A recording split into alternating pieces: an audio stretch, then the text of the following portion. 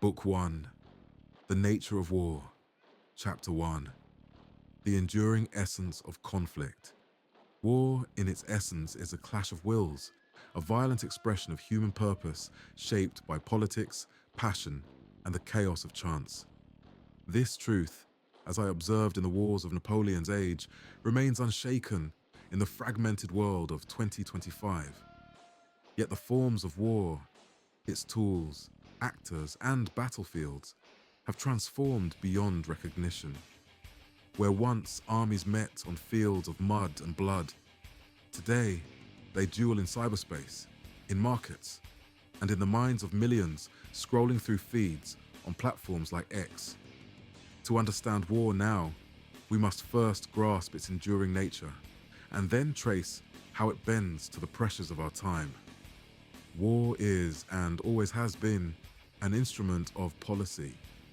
It is the means by which a group, be it a state, a tribe, or a corporation, seeks to impose its will on another, whether to seize territory, secure resources, or shape beliefs. This political core, which I emphasized in my earlier writings, persists.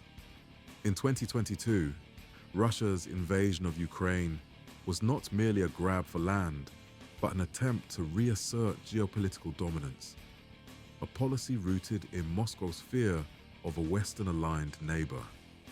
Similarly, China's economic sanctions on nations contesting its South China Sea claims are war by another name, wielding trade as a weapon to bend others to its will.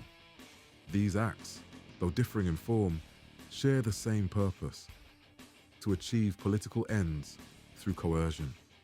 Yet politics today is no longer the sole domain of states. In Clausewitz's era, sovereigns and their armies held a near monopoly on violence. Now, the battlefield is crowded with new actors: multinational corporations, terrorist cells, hacktivist collectives, even lone coders wielding algorithms. Consider the 2020 SolarWinds cyber attack, where hackers, likely tied to a state but operating in shadows, crippled government and corporate networks across the West. Or witness the Houthi rebels, a small faction armed with cheap drones, disrupting global shipping in the Red Sea in 2024.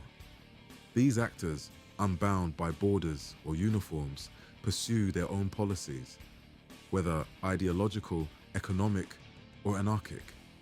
War's political essence endures, but its practitioners have multiplied. The violence of war, too, remains a constant, though its expression has diversified. Blood still spills in trenches, as Ukraine's defenders know well.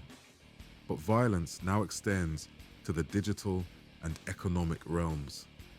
A cyber attack that shuts down a nation's power grid, as Russia attempted against Ukraine in 2022, inflicts harm as surely as a missile strike.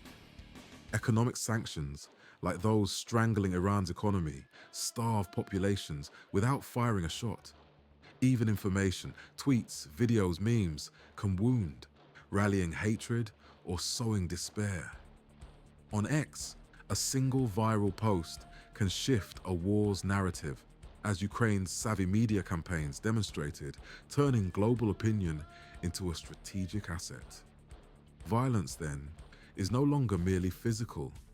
It is any act that breaks the enemy's will, whether through bullets, bites, or beliefs. Yet war's nature is not only political and violent, but chaotic. A realm of chance where plans unravel and outcomes defy prediction. I called this the fog of war, the uncertainty that clouds every commander's mind. In 2025, this fog is thicker, not thinner, despite technology's promise of clarity. Real-time drone feeds and satellite imagery flood generals with data. Yet, distinguishing truth from deception grows harder. In the 2023 Nagorno-Karabakh conflict, Azerbaijan's drone swarms overwhelmed Armenian defenses, but only because Baku mastered the art of filtering signal from noise. Meanwhile, disinformation, Russia's false claims of Ukrainian bioweapons spread across X and Telegram, creates a parallel fog, obscuring intent and rallying allies to false causes. Chance, amplified by the speed of digital systems, remains war's cruel arbiter. To define war's essence, then, is to see it as a trinity of purpose, violence, and uncertainty, each shaped by the politics of its time. But why does this matter? Because without grasping war's core, we cannot navigate its modern mutations. Today's conflicts are hybrid, blending tanks with trolls, missiles with market crashes. They are fought not only on battlefields, but in server rooms, boardrooms, and the scrolling screens of a billion smartphones. The strategist who ignores this risks obsolescence, as surely as a general who clung to cavalry in the age of cannon. Let us pause to consider an objection. Is war still a distinct phenomenon, or has it dissolved into a broader spectrum of competition? Some argue that cyber operations, economic coercion, or information campaigns are not war, but mere politics by gentler means. Yet, this view falters. A cyber attack that cripples a hospital, a sanction that starves a nation, or a propaganda campaign that incites genocide. These are acts of coercion, differing from artillery only in method, not intent. War is not defined by its tool.